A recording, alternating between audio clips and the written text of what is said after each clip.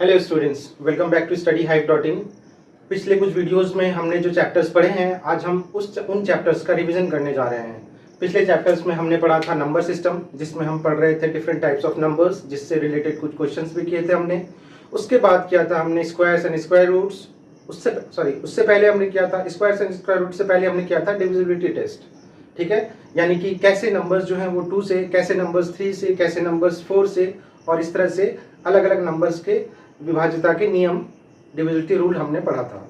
उसके बाद हमने किया था स्क्वायर्स एंड स्क्वायर रूट्स, जिसमें हमने डिफरेंट क्वेश्चंस किए थे और शॉर्ट ट्रिक्स निकाले थे। कैसे हम बड़े से बड़े क्वेश्चंस का स्क्वायर रूट फाइंड कर सकते हैं, या फिर किसी भी 2 डिजिट या 3 डिजिट नंबर का, 2 अंक या 3 अंक वाले नंबर का स्क्वायर हम फाइंड कर सकते हैं, वर्ग हम फाइंड कर सकते हैं। उसके बाद जो हमने चैप्टर किया था वो था क्यूब्स एंड क्यूब रूट्स। इसमें भी हमने बहुत सारे शॉर्ट ट्रिक्स पढ़े थे, जिससे हम बड़े से बड़े संख्या का घनमूल निकाल सकते थे, क्यूब रूट निकाल सकते थे, और इसी तरह से हम क्यूब्स निकाल सकते थे किसी भी 2 डिजिट या 3 डिजिट नंबर का। बेसिकली अगर बोला जाए तो आपको 1 से लेकर 1000 तक के संख्या का आप स्क्वायर या क्यूब बड़े आसानी से निकाल सकते हो, जो ट्रिक्स मैंने बताया है। अगर आप में से किसी ने वो वीडियो मिस किया है तो आप प्लीज़ पीछे जाकर, जो पुराने वीडियोस हैं हमारे, वहाँ पे जाकर आप देख सकते हैं। बहुत ही शॉर्ट में बहुत ही अच्छे तरीके से बताया गया है। होप वो वीडियोस आप लाइक करेंगे। और उसके बाद जो चैप्टर हमने शुरू किया था वो था रेशियो एंड प्रोपोर्शन, अनुपात एवं समानुपात। और उन चैप्टर्स में भी हमने बहुत सारे शॉर्ट ट्रिक्स किए थे, और जो कि आपके एग्जामिनेशन के लिए बहुत ही इंपॉर्टेंट है। बड़े से बड़े क्वेश्चंस को कैसे हम कम टाइम में कर सकते हैं, वहाँ पे हमने बताया था। तो आज जो हम करने वाले हैं उस पे बेस्ड कुछ क्वेश्चंस हैं, जो कि प्रैक्टिस क्वेश्चन होने वाला है आपका, और ये प्रीवियस ईयर के क्वेश्चन हैं, पुराने कई सारे एग्जाम्स में पूछे हुए क्वेश्चंस हैं, वो मैं करवाने वाला हूँ आपका। ठीक है, तो फर्स्ट क्वेश्चन जो हम करने वाले हैं वो है हमारा root of 8281 is equal to what. आपको ये क्वेश्चन बड़ा इजी लग रहा होगा देखने में। ये क्वेश्चन पूछा गया था एसबीआई के एग्जाम में। एसबीआई एग्जाम में 2012 में पूछा गया था ये क्वेश्चन। ठीक है, तो ये जो क्वेश्चन है इनमें जो 4 ऑप्शन थे वो ये थे 89, 89, दूसरा ऑप्शन था ये, तीसरा ऑप्शन था ये, और चौथा ऑप्शन था 91। स्टूडेंट्स, अगर ये क्वेश्चन हम देखेंगे, आप इसे स्क्वायर रूट तो आप स्कूल में जैसे आपने सीखा होगा, जूनियर क्लासेस में आप लॉन्ग डिवीजन मेथड से आप स्क्वायर रूट फाइंड कर सकते हो। ठीक है, लेकिन यहाँ पे हमें करना है शॉर्ट मेथड में, जो कि होने वाला है हमारा कुछ 3, 4 या 5 सेकंड, मान लो 5 सेकंड में होने वाला है ये क्वेश्चन। कैसे हम करेंगे, ये देखिए, रूट अंडर 82 81 है।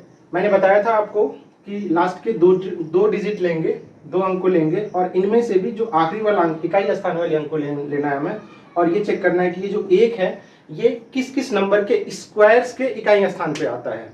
अब वो मैं यहाँ पे आपको दिखा देता हूँ। ये देखिए, 1 square, 2 square, 3 square, 4 square, 5 square, 6 square, 7 square, 8 square, 9 square, 10 square. यहाँ पे मैंने बताया था आपको कि ये 1, ये 4, ये 9, 16, 25, 36, 49, 64, 81 और 100 ये नंबर्स थे। इनमें से अगर देखा जाए तो यूनिट प्लेस पे, यानी इकाई स्थान पे जो 1 है, ये 1 पे और 9 पे है। 1 स्क्वायर और 9 स्क्वायर के जगह पे है। तो यहाँ पे जो यूनिट स्थान, यानी कि स्क्वायर रूट वाला जो वैल्यू आएगा, उसका यूनिट आएगा 1 या 9।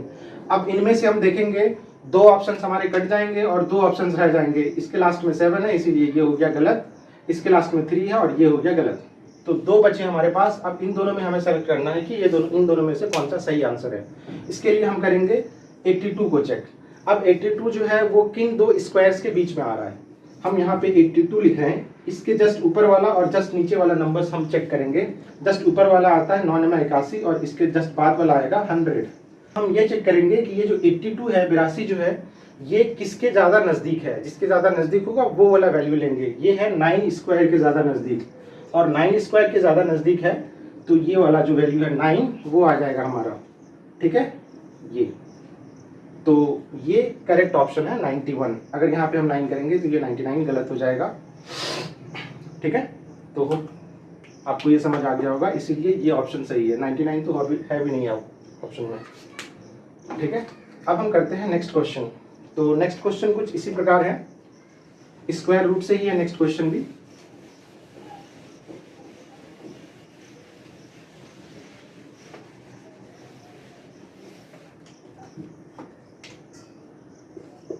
सॉरी, नेक्स्ट क्वेश्चन है हमारा सिंप्लीफिकेशन है ये। अगर आप देखेंगे इसमें दिया हुआ है कि ये जो है 15625 जो है इसकी वैल्यू 125 है, ये दिया हुआ है, ठीक है। ये दिया हुआ है, if this is this then root under 15625 plus root under 156.25 plus root under 1.5625, इनकी वैल्यूज क्या होंगी, ये है क्वेश्चन। और ये क्वेश्चन भी बैंकिंग एग्जाम में पूछा गया था 2012 या 13 में, मुझे एग्जैक्टली ईयर याद नहीं है। तो ये कुछ इस प्रकार होगा। आप हाँ, इनके जो ऑप्शंस हैं वो आप देख लीजिए। इनमें जो ऑप्शंस हैं वो है ये 1.3875, ऑप्शन बी है 13.875, ऑप्शन सी है 138.75 और ऑप्शन डी है 0.1385।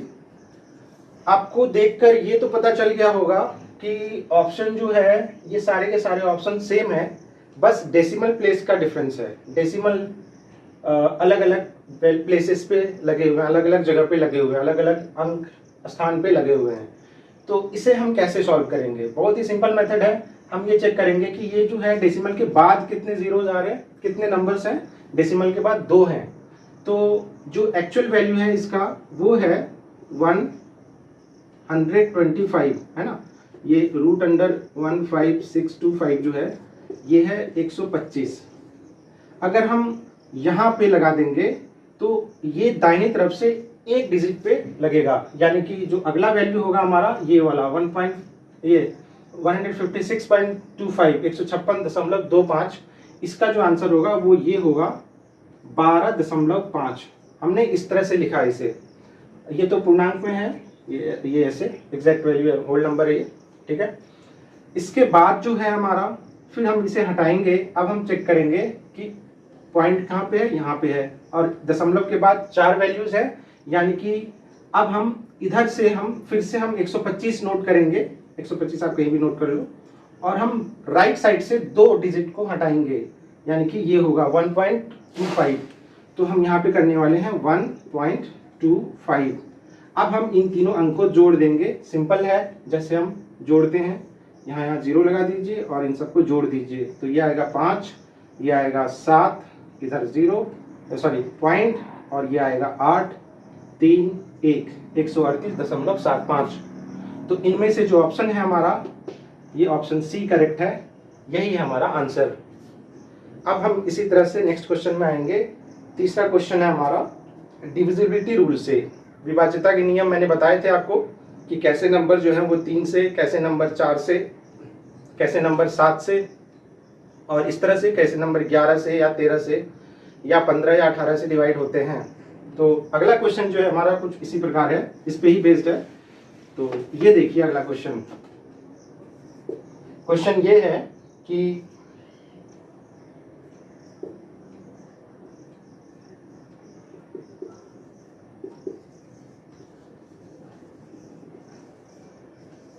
x का मान ज्ञात करें। कहां पे मान ज्ञात करना है x का? इफ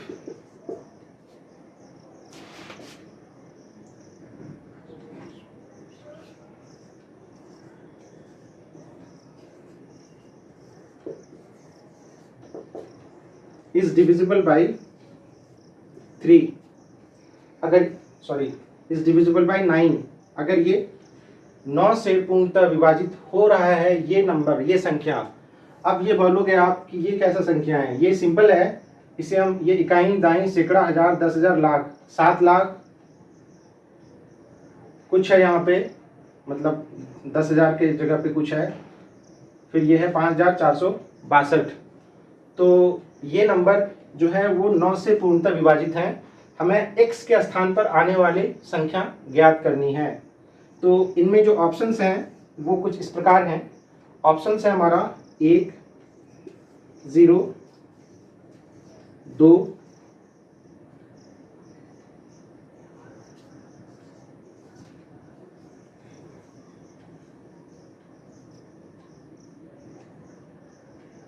या none of these।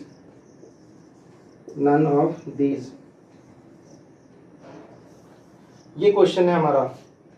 और ये क्वेश्चन आपको सीटेट एग्जाम में और CHSL एग्जाम जो SSC कंडक्ट कराती है, दोनों ही एग्जाम में, SSC का एग्जाम जो होता है 10+2 लेवल का, दोनों ही एग्जाम में ये क्वेश्चन पूछे हुए हैं। ठीक है, तो इसका जो राइट आंसर होगा, इसके लिए हमें बहुत ही लंबा वो 9 से पूरा लंबा डिवीजन नहीं करना है, 9 से ये इस नंबर को डिवाइड नहीं करना है हमें पूरा। हमें सिर्फ चेक करना है कि 9 से कौन कौन से नंबर्स डिवाइड हो जाते हैं। तो मैंने आपको बताया था कि 9 से वो नंबर्स डिवाइड हो सकते हैं जो 9 के फैक्टर से डिवाइड हो सकते हैं। तो 9 के फैक्टर से कौन कौन से नंबर डिवाइड हो सकते हैं?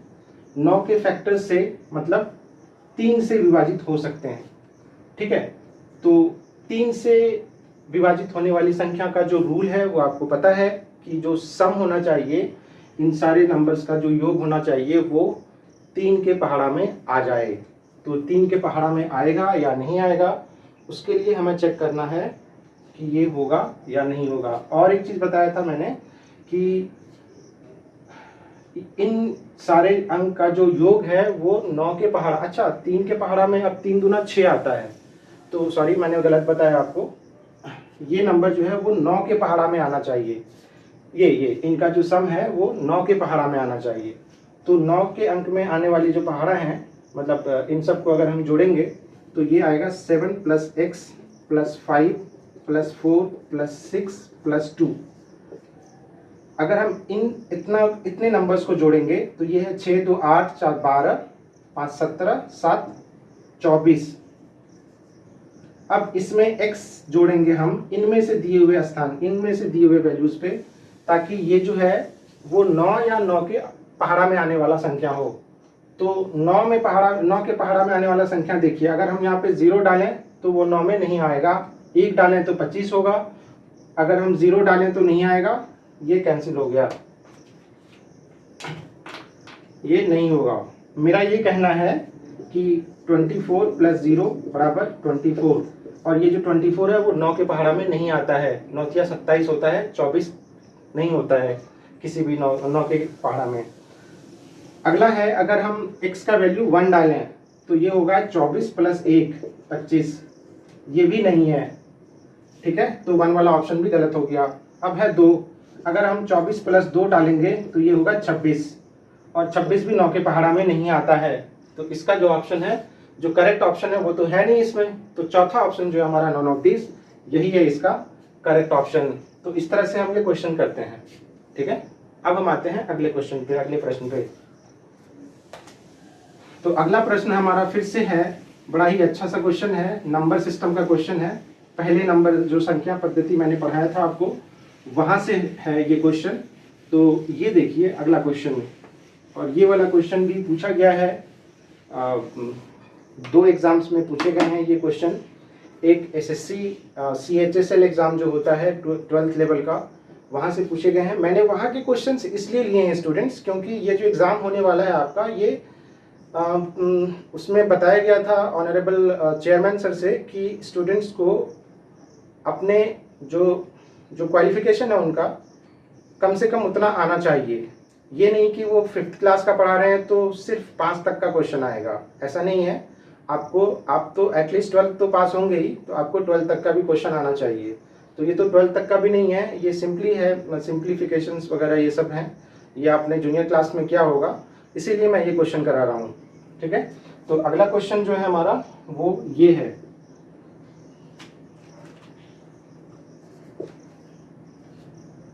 अगला क्वेश्चन है LCM, लघुत्तम समापवर्तक, LCM ऑफ 2/3। हाँ, यहाँ पे फ्रैक्शन आया, ऐसा नहीं है कि सिंपल एलसीएम पूछ दिए कि एलसीएम 2 4 6 8 का एलसीएम क्या होगा, इतना आसान नहीं है भाई कोई भी एग्जाम। तो 2/3 4/9 और 5/6 का एलसीएम क्या होगा, इज व्हाट।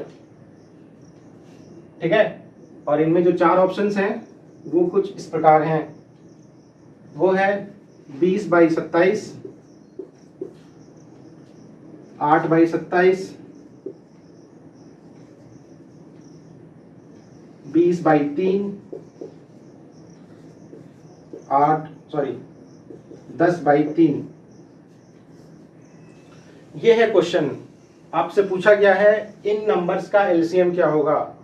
तो फ्रैक्शन का जो नंबर p/q के फॉर्म में हो, जो नंबर रेशनल नंबर्स हो, उनका जो हम एलसीएम फाइंड करते हैं, वहां पे हम क्या उनका एलसीएम फाइंड करने का तरीका ये होता है कि एलसीएम जो होगा उनका एलसीएम ऑफ फ्रैक्शन, ये जो होता है, ये मैंने आपको बताया था कि ये होगा LCM of numerator, LCM of numerator अंश बाय HCF ऑफ डिनोमिनेटर का HCF। ठीक है, तो कुछ नहीं करना है हमें, जितने भी नंबर्स हैं न्यूमरेटर्स लगा दो और डिनोमिनेटर्स लगा दो, बिकॉज बहुत सारे नंबर्स है ना, 3 नंबर तो है ही हमारे पास। तो ये जो नंबर होगा, अब एलसीएम ऑफ 2 4 5 और नीचे करेंगे HCF ऑफ 3 9 और 6। आप ये चेक कर रहे हैं 2 4 5 का एलसीएम क्या होगा। अगर आप देखेंगे तो ये इन नंबर्स में कुछ भी कॉमन नहीं है, आप सिंपली आप सबको, आप ये जो 4 है इनके टेबल में आता है और इन दोनों में कुछ कॉमन नहीं है, तो 4 × 5 20 होगा, ऊपर 20 और नीचे इनका HCF कहते हैं वैसे नंबर जो सबके टेबल में हो। तो यहाँ 3 है, यहाँ 9 है, यहाँ 6 है, तो ऑब्वियसली HCF 3 होगा, इसीलिए ये वाला ऑप्शन जो है वो तीसरा option C is the correct option. तो इस तरह से हम करते हैं, सिंपली देखकर फटाफट से। आप लेंदी मेथड से जाएंगे 2-4 घंटे लग जाएंगे फालतू में, आपका पेपर हो नहीं पाएगा। आपको मैथ्स के अलावा और भी सब्जेक्ट्स हैं उस पर भी उनके भी क्वेश्चंस करने होते हैं। ठीक है, तो चलिए इस तरह से हमने किया ये क्वेश्चन। अब अगला क्वेश्चन जो है वो थोड़ा अच्छा क्वेश्चन है, इन सबसे अच्छा क्वेश्चन है, बड़ा ही शानदार क्वेश्चन है वो। ये देखिए,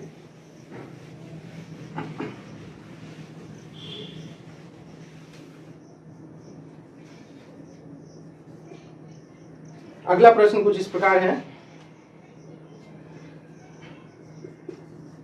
स्टूडेंट्स, मैं इंग्लिश में लिख रहा हूं, हिंदी में मैं इसे ट्रांसलेट कर दूंगा, हिंदी में इसका अनुवाद आपको मिल जाएगा अभी तुरंत। तो the greatest number dividing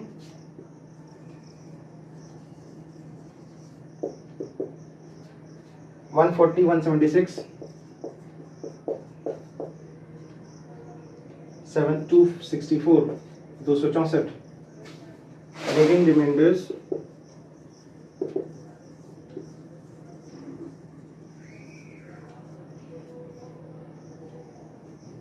4 6 9 4 6 and 9 respectively is।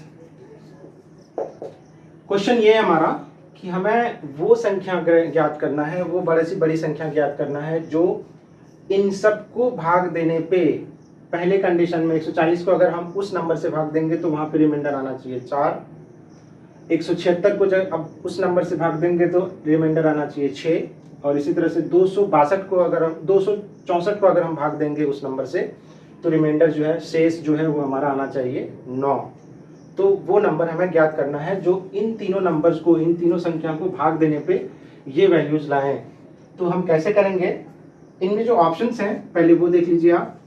Option A है 85, ऑप्शन बी है 34, ऑप्शन सी है 17, ऑप्शन डी है 2। हमें वो बड़ी से बड़ी संख्या ज्ञात करनी है जो इन तीनों संख्या को भाग दे देता हो और भाग देने पे ये रिमाइंडर ये शेष आए, इनमें से कौन सा संख्या है वो। तो इसके लिए हम क्या करेंगे स्टूडेंट्स, अगर हम ये शेष बचता है, आपको मैं छोटा सा एग्जांपल लेकर बताता हूं। जैसे हमारे पास है 17, आपको मैंने बोला 17 को 3 से भाग दो, तो ये 3 से भाग देने पे क्या आएगा, 3 बचे 15, यहाँ पे शेष आएगा 2। अगर हम इस 2 को 17 में घटा देते तो ये जो है 3 से ये पूर्णतः विभाजित हो जाता, कंप्लीटली डिविजिबल था वो उस टाइम पे। मैं ये कह रहा हूं कि अगर हम 17 को 2 से ये कर देंगे 15, तो 15 जो है वो 3 से तो भागा हो ही रहा है ना जी, 3 बचे 15 हो गया, मामला खत्म। तो हम ऐसे यहाँ पे हम क्या करेंगे, फाइंड करेंगे नंबर्स। तो ये है 140 माइनस 4 कर देंगे पहले कंडीशन में, फिर 176 माइनस 6 कर देंगे, और तीसरे कंडीशन में 264 माइनस 9 कर देंगे। 140 माइनस 4 136, 176 ये 170 हो जाएगा, और ये हो जाएगा 255, 55 ही ना होगा जी, 55। अब हमें क्या करना है, इन तीनों नंबर्स का हमें फाइंड करना है HCF, हाईएस्ट कॉमन फैक्टर, ठीक है, महत्तम समावर्तक। HCF हम फाइंड करेंगे, HCF ऑफ ये तीनों नंबर, इन तीनों नंबर्स का हमें HCF फाइंड करना है। HCF मैंने बताया हुआ है आपको कैसे हम फाइंड करते हैं। तो HCF के लिए सिंपल रूल है जो आप बचपन से करते आ रहे थे, फैक्टर वाला, ठीक है। तो 136 के फैक्टर्स देखेंगे क्या क्या हो रहे हैं। तो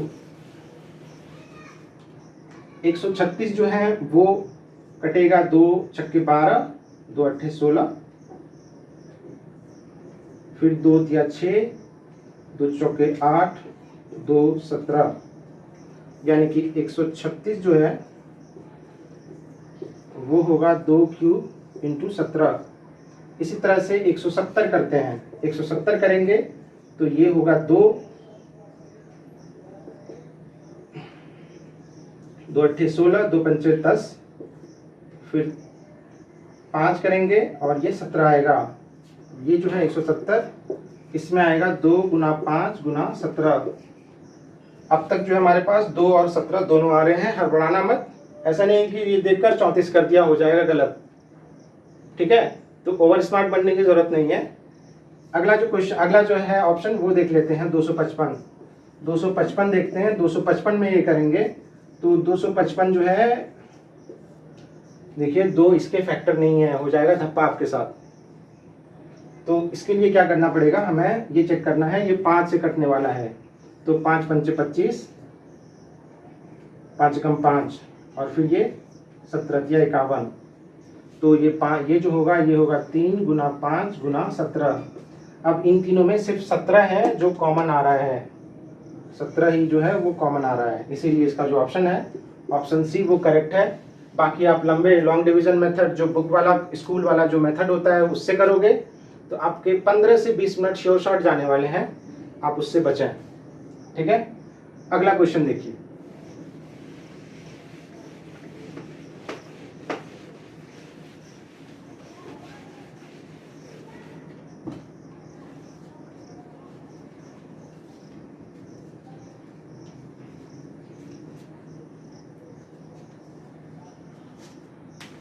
तो स्टूडेंट्स अगला क्वेश्चन जो है हमारे पास वो कुछ इस प्रकार है। नेक्स्ट क्वेश्चन है हमारे पास कि 2 नंबर जो है वो रेशियो में है। अभी तक मैंने आपको स्क्वायर रूट वाला बता दिया क्वेश्चन, अभी तक मैंने आपको डिविजिबिलिटी वाला बता दिया, नंबर सिस्टम से कुछ और भी क्वेश्चंस मैंने करवा दिया आपको। अब जो हम नेक्स्ट क्वेश्चन करने वाले हैं वो है रेशियो प्रोपोर्शन से, बड़ा ही अच्छा क्वेश्चन है वो देखिए। और ये क्वेश्चन इसीलिए इंपॉर्टेंट है क्योंकि ये क्वेश्चन आपकी सीटेट एग्जाम में है, ये 2021 के सीटेट एग्जाम में पूछा हुआ क्वेश्चन है। तो 6th क्वेश्चन जो है वो ये है कि 2 numbers are in ratio of 3:5, 2 संख्या जो है इस अनुपात में है उपस्थित। अब इसमें कह रहा है कि if 12 is added to both the number becomes 5:7. The number becomes 5:7.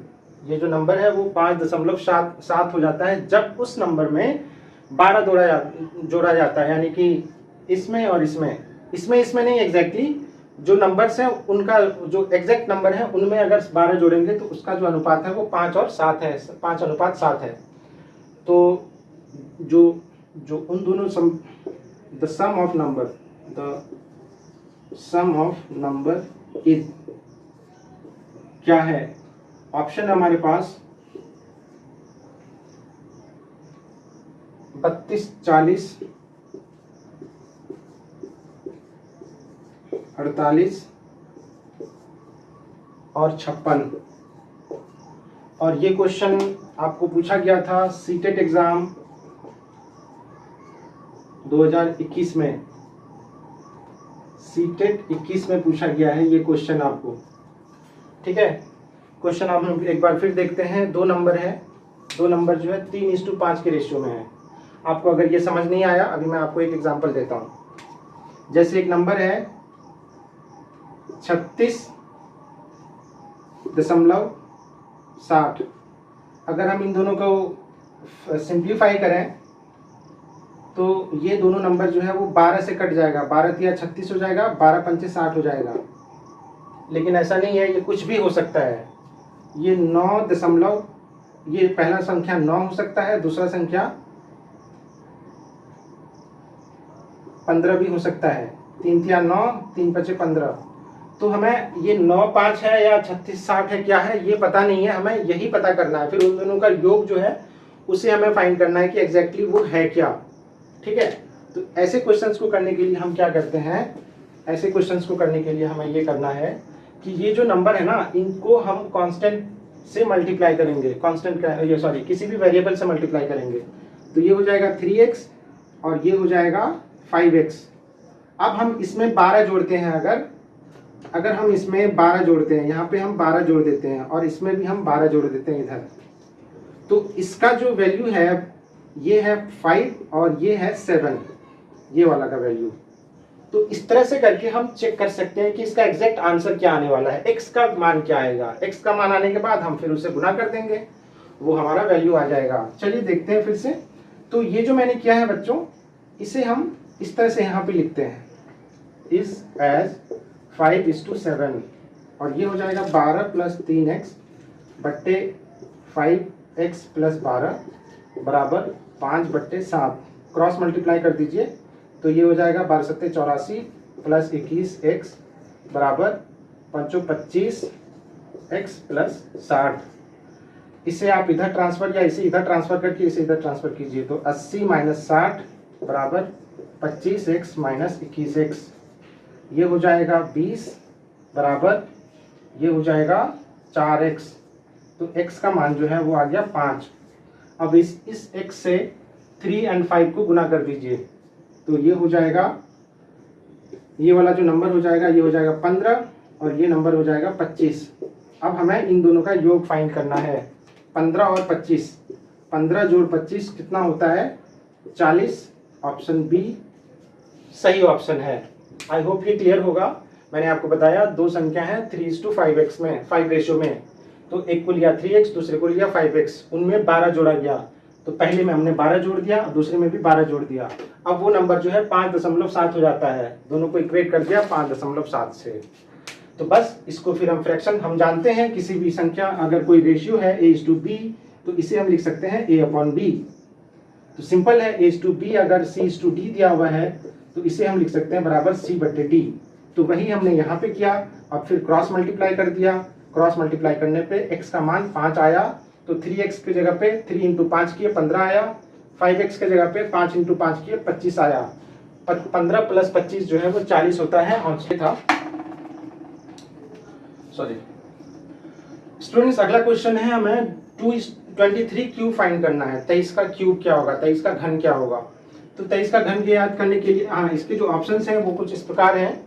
589 जान रहा था ये ऑप्शन होगा आपका, ये ऑप्शन क्यों होगा मैं अभी बता रहा हूँ। अगर आपको आ गया समझ कि ऑप्शन क्यों है, आप कमेंट में लिख सकते हैं। दूसरा है 8149,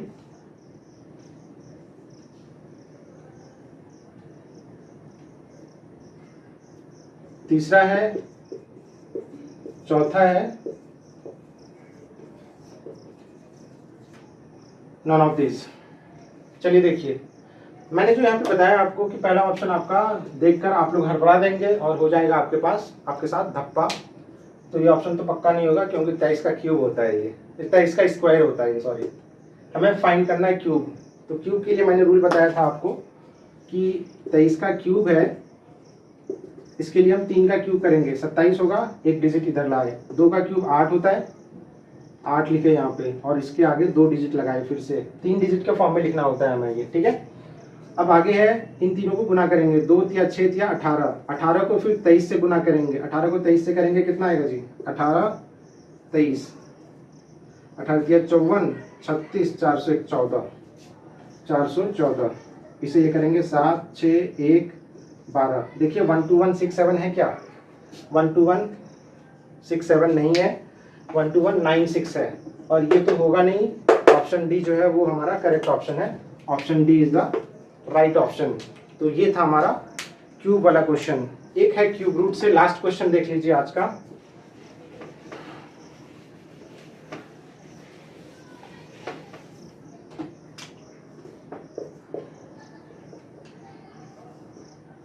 क्वेश्चन ये था कि 148877, आई थिंक ये था ना, हाँ 148877 का क्यूब रूट क्या होगा, स्क्वायर रूट नहीं, क्यूब रूट का क्यूब रूट क्या होगा। इनमें जो ऑप्शंस थे हमारे पास, ऑप्शन है 51, ऑप्शन बी है 52, ऑप्शन सी है 53, ऑप्शन डी है नन ऑफ दीज, ठीक है, नन ऑफ दीज। नोटा नहीं है ये, नोटा इलेक्शन में यूज करते हैं ना, नन ऑफ द एबव होता है वो, यहाँ तो एबव है ही नहीं, ये साथ में है, सेक्शन नहीं है ये। चलिए, तो ये देखिए, हमें इनका वर्गमूल सॉरी घनमूल फाइंड करना है। घनमूल कैसे ज्ञात करते हैं, तो ये है 148877। तो हमें घनमूल के लिए मैंने बताया आपको कि 3-3 का पेयर ग्रुप बनाते हैं, और 3 में से भी इकाई स्थान वाला लेते हैं। इकाई स्थान जो 7 है वो सिर्फ एक नंबर के घनमूल में आता है, घन में आता है, वो है 3, 3 या 9 या 27, तो लास्ट डिजिट 3 होगा, ये तो श्योर है। बाकी बचा ये, तो 148 जो है किस क्यूब के बीच में आता है, 148 के जस्ट ऊपर वाला जो आता है 5 के क्यूब में आता है 125, और इसके बाद जो है 6 का क्यूब होता है 216। तो ऑब्वियसली ये जो है ये इधर की तरफ आएगा, बिकॉज ये इससे ज़्यादा नज़दीक है, तो यहाँ पे आएगा 5। तो ऑप्शन जो होगा वो 5 होगा। ये 5 के क्यूब मतलब 125 नहीं नोट कर देंगे यहाँ पे, 125 किसका क्यूब है वो देखना है हमें, तो ये 5 का क्यूब है, ठीक है ना। तो इसी तरह से ये 53 हो गया, 53 देखो ऑप्शन सी है, तो ये ऑप्शन सी करेक्ट ऑप्शन है, ठीक है। मैंने कुछ क्वेश्चंस में बहुत ही फास्ट बताया है, वो इसलिए क्योंकि सारे कॉन्सेप्ट जो हैं पुराने वीडियोस में मेरे पड़े हुए हैं, तो आप वहां से जाकर कॉन्सेप्ट्स देखें और हमें बताएं आपको क्या समझ आया और किस किस टॉपिक्स में आपको डाउट है, ठीक है। Thank you very much.